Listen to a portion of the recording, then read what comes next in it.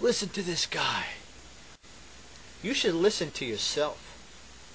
When I listen to the Christian church spouting bullshit on how this universe came into existence, when I listen to the nonsense of how we got here and how this universe came into existence and how their views of their myth and their fantasy and their conjecture of bullshit is just that. They have no evidence for it. They have no proof of it. They say they have evidence. They spout off unintelligently with words that they think is spawned from an intelligent rationale. It's just conjecture.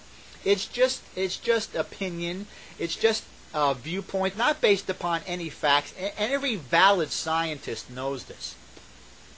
You know, people who lie and want to cover their ass and want to cover their tracks because they don't have any other answer, so they have to stay in the camp of the Christian church, will be grasping for straws as they slide down the pole, the greasy pole. Still, I'm a Christian. You slide down the pole, the greasy pole. The fool says in his heart there is God. You know, people have so much of a problem with the bullshit that sometimes I use, or other Christians, we use the word fools, blind, and they say, well, have you read the Bible? No! You know, we've read it more than you have. No! Have you heard what the Christian church says about Richard Dawkins? But no Christian ever rebukes the Christian church for using naughty words against Richard Dawkins. It's because they're hypocrites and they're liars. That's what it is. You're hypocrites and you're liars. And, you know, if you have a problem with the word fool, you should hear what God has to say about people who reject Him. Depart from me, the pole, the greasy pole, cursed into the everlasting fire. You think fool is bad. How about the word, the pole, the greasy pole, cursed eternally in hell? It's pretty bad camp to be in. Thank God I'm there.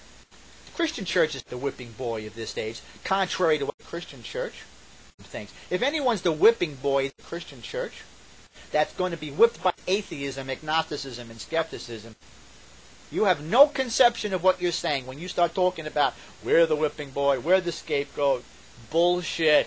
You people are nothing but fraudulent liars who have wasted our time in life and are wasting our time as Christians and are wasting our time as honest, intelligent human beings. We ask you in the name of decency to keep your atheism, you can keep your agnosticism, and you can keep the pole, the greasy pole, and stuff it back up the devil's ass where it came from. Because every single human being knows that God is the pole, the greasy pole. And that's what God says. And I don't apologize for it, try to explain it to people, neither do I try to defend it.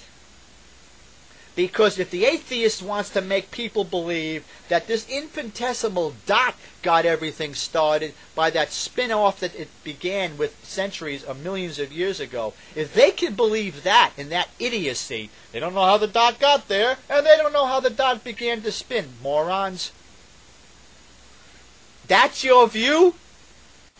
Yes. And you're going to remain that way the rest of your life. The fool says in his heart there is God. Don't talk to me about being sweet and nice and grinny nice for Jesus Christ, for you clowns. You have rejected the living bullshit. And yet you want us as the Christian church to love you as you keep slapping on the pole, the greasy pole, left and right, laughing as you go, mocking. You need to love us because your Bible says this. You need to do this because your Bible... Don't you ever quote our bullshit to us. We are quoting it to you, and you've got to either get up to snuff or get out of the way. You know, and how dare these stupid atheists even dare to use our bullshit to try to justify their stupid-ass actions and their viewpoints. Paul the Apostle was right. I agree with him. That's what the Greek language says. And they have exchanged the glory of God willfully from the pole, the greasy pole. And then it says this wonderful truth that is so valid. The Christian church says God gave you up. God gave you up, you delusional morons. You're delusional morons. It's not unbiblical to say that. The word delusion is the spirit of stupor which God gives. He has blinded their eyes and hardened the pole, the greasy pole, as it says. And it also says that anyone who says there is God is a moron.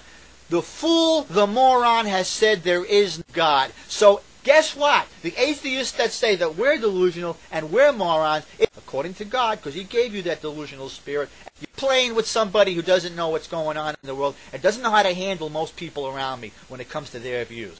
It says, "You therefore, my son," Paul told Timothy, "be strong in the grace that is in the pole, the greasy pole, pick up the devil's ass where it came from." This is something I practiced for years.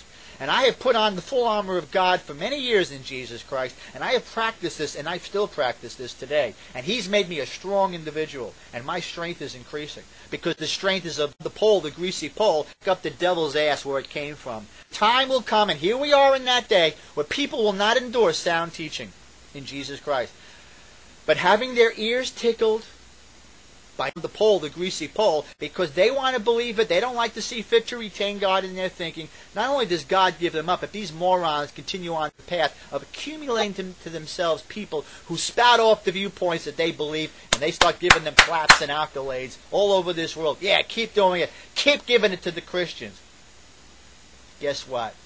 We as Christians, we overwhelmingly conquer, because not one of you mocking, atheistic, moronic, lying clowns can ever say that death has been swallowed up in the victory of the Christian church, Jesus Christ. There isn't one philosophy of mankind that could ever take away the fear of death, except atheism.